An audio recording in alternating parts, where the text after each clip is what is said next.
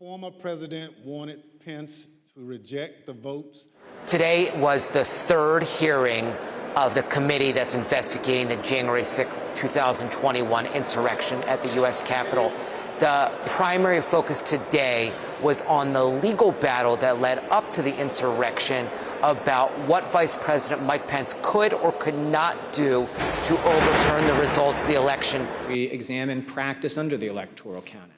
And Greg Jacobs says that he and Pence went through the law, they went through the history, and it was very clear to them that there was a very limited role for the vice president to play.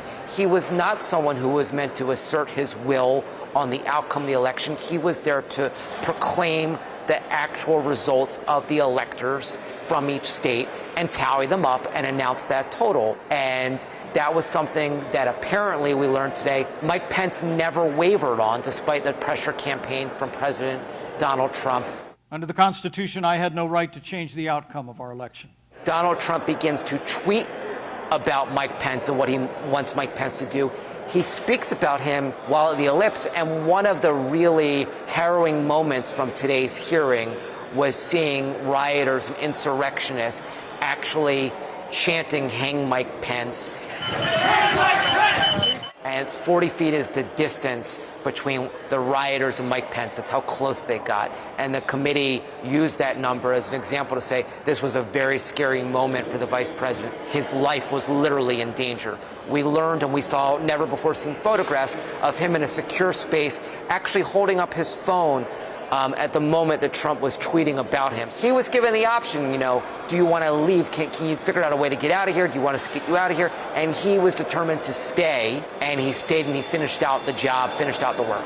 And all we are demanding of Vice President Pence. There were multiple moments during today's hearing in which the committee sought to show that even in real time, Eastman wasn't quite sure about what he was doing, both in terms of its viability or even its legality.